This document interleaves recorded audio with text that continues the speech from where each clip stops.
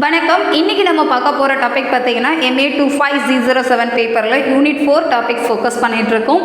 Already linear equation topic start பண்ணியிருந்தோம். அதில் problems work out பண்ணியிருந்தோம். வீடியோஸ் பார்க்காதவங்க வீடியோ பார்த்துக்கோங்க. ப்ராப்ளம் ஈஸியாக இருக்கும். ப்ராப்ளம் பார்த்துட்டா இந்த கான்செப்ட்டும் இன்றைக்கி பார்க்க போகிற கண்டென்ட்டும் ஈஸியானது. இன்றைக்கி ஆக்சுவலி தியரி பார்க்க போகிறோம். தியரி பார்த்துட்டு ப்ராப்ளம் பார்த்தா நமக்கு நோட்டேஷன்ஸ் கொஞ்சம் விதமாக இருக்கும். பட் ப்ராப்ளம் பார்த்துட்டு தியரி பார்த்திங்கன்னா ஓகே இந்த பேட்டர்னில் தான் நம்ம எழுதணும் அப்படிங்கிறது நமக்கு ஈஸியாகவே தெரியும். இப்போ ட்ரை பண்ணி பார்க்கலாம். The linear equation ax plus by is concurrent to e modulo m.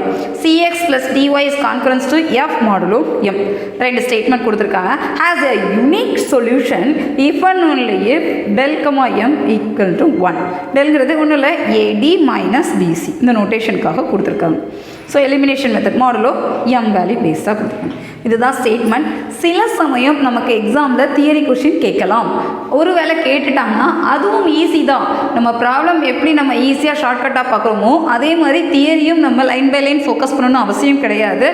எப்படி எழுதலாம், எந்த மாதிரி ஷார்ட்கட் இருக்குங்கிறத தெரிஞ்சுக்கிட்டால் கண்டிப்பாக எக்ஸாமில் அட்டன் பண்ணலாம், ஃபுல் மார்க்ஸ் ஸ்கோர் பண்ணலாம். இப்போ இந்த தியரத்துக்கான ப்ரூஃப் பார்க்கலாம். Suppose the system has a solution. System solution x is concurrent to x naught. ஏதோ ஒரு வேல்யூ எக்ஸிஸ்ட் ஆக போகுது. யூனிக் சொல்யூஷன் கொடுத்துட்டாங்க. அப்போ x naught y naught ஒரு வேல்யூ எக்ஸிஸ்ட் ஆகுதா நம்ம அசம்ஷனில் எடுத்துக்கலாம். x naught modulo m, y naught modulo m and a x naught plus by naught concurrent to e modulo m. இது ஒரு வேல்யூக்கு சாட்டிஸ்ஃபை பண்ண போது c x naught plus dy naught is concurrent to f modulo m. Statement 1 and 2 எடுத்துக்கலாம். இப்போ இந்த equation solve பண்ண போகிறோம். So solve பண்ணணும்னா என்ன பண்ணணும், ஏதாவது ஒரு கோஎஃபிஷியண்ட்டை மாற்றி கேன்சல் பண்ணணும். ஸோ எலிமினேஷன் மெத்தடில் ஒர்க் அவுட் பண்ணுறதுக்கு ஒய் நாட்டை இப்போ கேன்சல் பண்ண போகிறோன்னா இந்த டேர்மை டிஆலையும் இந்த டேர்மை பிஆலையும் மல்டிப்ளை பண்ணி கேன்சல் பண்ணால் நமக்கு ஸ்டெப் வரும். ஸோ ஃபஸ்ட் ஈக்குவேஷனை டிஆல் மல்டிப்ளை பண்ணுங்கள். அப்போ AD x naught plus BD y naught is concurrence to ED modulo m. Second BC x naught plus BD y naught is concurrent to BF modulo m. எழுதிக்கலாமா? இப்போ simplify பண்ணுங்கள். இந்த y naught part cancel ஆகிடும், x naught part மட்டும் exist ஆகும். AD minus BC of x naught is concurrent to ED minus BF of modulo m. எழுதியாச்சு. இப்போ linear ஈக்குவேஷனோட concurrence value என்ன சொல்லியிருக்கோம், யூனிக்காக இருக்கும் சொல்லி நம்ம ஸ்டேட்மெண்ட்டில் எடுத்துருக்குறோம். எக்ஸ் நாட் ஒய் நாட்டுங்கிறது. ஸோ அப்போ எக்ஸ் நாட்டுங்கிறது ஒரு சொல்யூஷனாக இருக்கும். இந்த பார்ட்டை நம்ம டெல்லுன்னு ஹைலைட் பண்ணிக்கலாம். ஸோ அதை தான் இங்கே எழுதியிருப்போம். If and only if del comma m is value 1. இந்த எக்ஸ் நாட்டோட வேல்யூ நம்ம ஐடென்டிஃபை பண்ணிவிட்டு இதை நம்ம சப்ஸ்டியூட் பண்ணால் நமக்கு அதுக்கு ரிலவெண்ட்டாக ஒரு ஒய் நாட் வேல்யூ கிடைக்கும். அது அசம்ஷனாகவே எழுதிக்கலாம். Similarly y not has a unique solution value modulo m if and only del comma m equivalent to 1. அவ்வளோதான். ஸோ சொல்யூஷன் எக்ஸிஸ்ட் ஆகும் கண்டிப்பாக யூனிக் சொல்யூஷனுங்கிறப்ப.